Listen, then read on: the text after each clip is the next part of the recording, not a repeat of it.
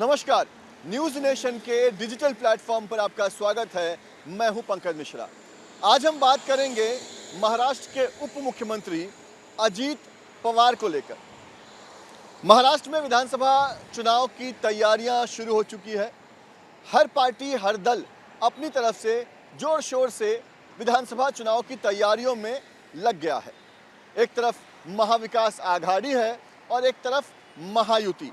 कहा जा रहा है कि इस बार जो टक्कर होगा वो नेक टू नेक होगा, यानी कि इस बार का मुकाबला जो है वो काफ़ी कड़ा माना जा रहा है। खास तौर पर लोकसभा चुनाव के बाद जिस तरह के नतीजे सामने आए हैं, उसके बाद महाविकास आघाड़ी जो कि कहीं ना कहीं मायूस हो गई थी, वहाँ पर जो है वो काफ़ी जोश दिखाई दे रहा है।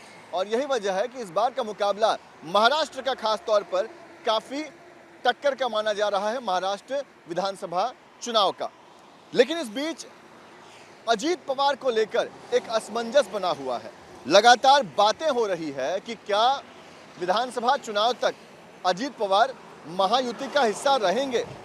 ये सवाल इसलिए उठ रहे हैं क्योंकि अजीत पवार हमेशा इस तरह के बयान देते रहते हैं या इस तरह का इशारा करते रहते हैं, जिसकी वजह से ऐसे सवाल लोगों के मन में आ रहे हैं।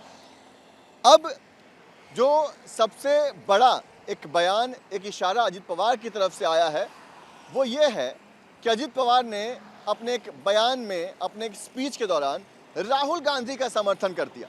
वो कैसे?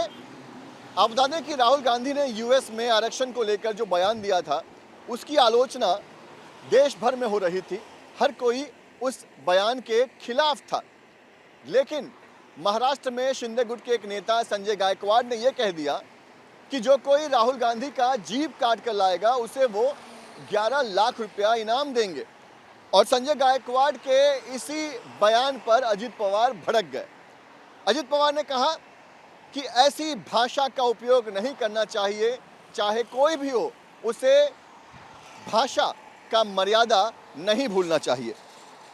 जिस तरह से अजीत पवार ने राहुल गांधी के लिए ये एक समर्थन जो है वो सामने रखा, उसके बाद ये जो सवाल लगातार उठ रहे थे वो और ज़्यादा तेज हो गए कि क्या अजीत पवार महायुति में असहज महसूस कर रहे हैं, क्या वो यहाँ पर खुश नहीं हैं। आप बता दें कि फिलहाल में महाराष्ट्र बीजेपी के जो अध्यक्ष हैं चंद्रशेखर बावनकुले, उनकी अध्यक्षता वाली एक ट्रस्ट का फाइल जब अजीत पवार के मंत्रालय में पहुंचा तो अजीत पवार के मंत्रालय की तरफ से उस फाइल को पास नहीं किया गया, उस फाइल को लौटा दिया गया। तो ऐसी तमाम बातें हैं जिसके बाद ये सवाल उठ रहे हैं कि क्या अजीत पवार महायुति का हिस्सा आने वाले विधानसभा चुनाव तक रहेंगे या उसके पहले ही वो दोबारा से अपने चाचा के पास, पुराने एनसीपी के पास लौट जाएंगे। आप बता दें कि अजीत पवार की तरफ से लोकसभा चुनाव के बाद से ही कई सारे ऐसे बयान आए हैं, जैसे कि जिस तरह से उन्होंने अपनी बहन सुप्रिया सुले के खिलाफ अपनी पत्नी को चुनाव मैदान में उतारा, उसको लेकर भी वो कई बार माफ़ी मांग चुके हैं। तो इस तरह के जो तमाम बातें जो सामने आ रही है, जिस तरह से राहुल गांधी का वो समर्थन करते हैं, जिस तरह से बीजेपी के नेताओं के खिलाफ ही वो कुछ एक्शन कर जाते हैं, या फिर जिस तरह से एकनाथ शिंदे के नेता को उन्होंने मर्यादा में रहने की हिदायत दे डाली, ऐसी तमाम वजह हैं जिसके बाद ये सवाल पूछे जा रहे हैं, ये सवाल उठ रहे हैं कि क्या अजीत पवार महायुति में सहज महसूस नहीं कर रहे हैं, क्या वो चुनाव से पहले ही अपनी पार्टी फिर से बदल सकते हैं। वीडियो जर्नलिस्ट स्वप्निल चौहान के साथ पंकज मिश्रा, न्यूज़ नेशन, मुंबई।